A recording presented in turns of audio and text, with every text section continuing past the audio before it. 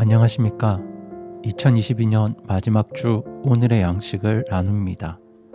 올 한 해 우리 성도님들 가정에 하나님의 은혜와 복과 긍휼이 풍성했던 것처럼 내년 한 해도 하나님의 은혜와 복과 긍휼이 우리 모든 성도분들의 삶과 그 가정에 풍성하기를 구하는 마음으로 오늘 말씀 나누겠습니다. 오늘은 레위기 19장 1절 2절을 본문으로 너희도 거룩하라는 제목의 하나님 말씀을 나누겠습니다. 제가 먼저 본문 말씀 읽겠습니다. 주께서 모세에게 말씀하여 이르시되 이스라엘 자손의 온 회중에게 말하고 그들에게 이르라. 나 주 너희 하나님이 거룩하니 너희는 거룩할지니라. 아멘. 요즘 많은 사람들이 집안에서 반려견, 애완견을 키웁니다. 사람이 집에서 그렇게 강아지를 키울 때 가장 먼저 시켜야 하는 훈련이 배변 훈련이라고 합니다. 강아지들이 배변 훈련을 제대로 하지 않으면 아무 곳에서나 배설하기 때문입니다. 하지만 사람은 동물들과 달리 아무 곳에서나 배설하지 않습니다. 배설만큼은 철저하게 구별된 곳에서 해야 사람답게 살 수 있습니다.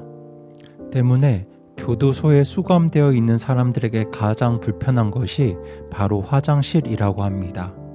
그 생활하는 곳 바로 옆에 변기가 있고 변기가 있는 곳에 문이 없기 때문에 가장 큰 불편함을 느낀다고 합니다.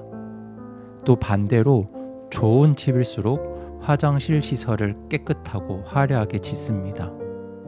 이처럼 사람은 배설 문제 하나만 하더라도 동물과 분명하게 구별되는 점이 있습니다. 사실 배설 문제뿐이겠습니까? 그런데 동물과 인간이 이렇게 구별된 점들이 있는 것처럼 하나님과 인간 사이에도 이런 구별점, 차이점이 있다는 사실을 우리가 알아야 합니다. 특별히 하나님께서 우리 사람들과 가장 구별되는 점이 바로 죄 문제입니다. 하나님께서 우리 인간을 가까이 하시는데 가장 어려운 점은 이 인간들이 더러운 죄에 대한 인식이 거의 없다는 것이죠. 그래서 하나님은 이스라엘 백성들을 자기 백성으로 삼으시고 이집트로부터 불러내신 후에 가장 먼저 가르쳐 주신 것이 바로 거룩이었습니다. 여기서 거룩은 죄를 멀리하고 죄를 미워하고 그리고 죄를 버리는 삶의 태도를 말합니다. 하지만 구약시대 이스라엘 백성들에게 이 거룩이라는 개념은 상당히 이해하기 어려운 개념이었습니다. 왜냐하면 아담이 타락한 이후로 사람들은 거룩이라는 것을 한 번도 제대로 경험해보지 못했기 때문입니다. 예를 들어서 위생에 대해서 아무것도 모르는 짐승들에게 그들이 비위생적이라고 아무리 말해도 전혀 이해하지 못하는 것과 같은 셈입니다. 우리 성도분들도 잘 아시겠지만 우리 하나님께서는 죄와는 절대적으로 구별되신 분이십니다. 하지만 우리 사람들은 항상 마음과 육체 속에 죄를 품고 살아갑니다. 바로 이 사실들이 이스라엘 백성들이 하나님을 모시고 하나님과 동행하는 데 있어서 가장 큰 장애였습니다. 원칙적으로 말하자면 인간은 하나님을 모시고 하나님과 교제하고 하나님께 나아가고 하나님과 동행하는 삶이 불가능한 존재였습니다. 하지만 하나님께서는 이스라엘 백성들이 하나님 말씀을 믿고 순종할 때 그 믿음을 의로 여기셔서 은혜로 그들을 감싸 주셨습니다. 그렇게 그들이 하나님의 백성이 되었고 거룩한 하나님의 백성으로 하나님의 역사를 시작할 수 있었습니다. 그리고 이러한 원리는 오늘 구원받은 우리들에게도 동일하게 적용됩니다. 원래 우리 역시 하나님을 모실 수 없는 사람들이었습니다. 하나님께 나아갈 수도 없고 하나님과 교제할 수도 없고 하나님과 동행할 수도 없는 그런 죄인들이었습니다. 하지만 우리가 복음을 믿고 회개할 때 하나님은 우리의 믿음을 보시고 우리의 믿음을 의로 여기시고 은혜로 우리를 하나님의 자녀 삼아 주셨습니다. 그렇게 하나님의 자녀된 우리가 우리 주님을 따라 거룩한 삶을 살도록 오늘도 저와 여러분을 돕고 계시고 우리의 삶을 인도하고 계십니다. 이때 우리에게 꼭 필요한 태도는 하나님과 사람들 앞에서 정직하고 솔직한 것입니다. 우리는 절대로 완전히 거룩해질 수 없는 사람들입니다. 왜냐하면 지금도 죄악이 우리의 생각과 무의식 속에 들어와서 우리의 감정과 육체와 우리의 삶에 영향을 미치기 때문입니다.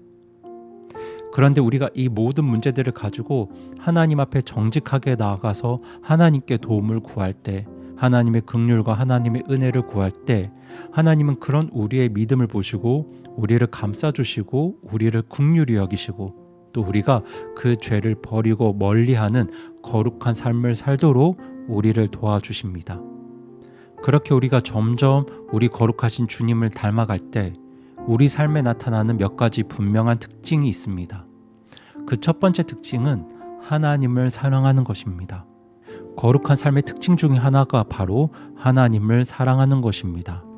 하나님을 사랑하는 사람은 하나님을 소중하게 여기고 그분의 말씀에 순종하는 삶을 살아갑니다. 그리고 이어 나타나는 또 다른 특징은 이웃을 사랑하는 것입니다. 그렇게 이웃을 사랑하는 삶은 여러 가지 형태로 나타날 수 있습니다. 가족을 사랑하는 것, 친구를 사랑하는 것, 교회를 사랑하는 것, 국가와 민족을 사랑하는 것 등 다양한 형태로 나타날 수 있습니다. 그 관계가 가지고 있는 성격이 모두 다르기 때문입니다. 하지만 분명한 것은 거룩한 삶이란 것이 자기만을 위해 살아가는 삶이 아니라 다른 사람들과의 삶을 함께 생각하며 살아가는 삶이라는 사실입니다. 자기 상황과 자기 기준만을 가지고 판단하고 결정하는 것이 아니라 다른 사람의 마음과 삶과 상황을 고려하고 배려해서 판단하고 결정하고 행동합니다. 그것이 바로 거룩한 사람의 특징입니다. 그리고 레위기 19장은 이러한 부분에서 거룩한 삶의 실제적인 부분들을 다루고 있습니다.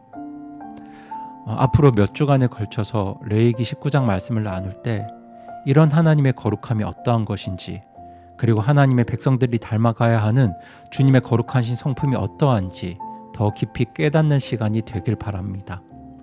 또한 우리에게 주어진 말씀을 믿고 순종하면서 하나님의 거룩하심을 닮아가는 저와 여러분이 되기를 원합니다.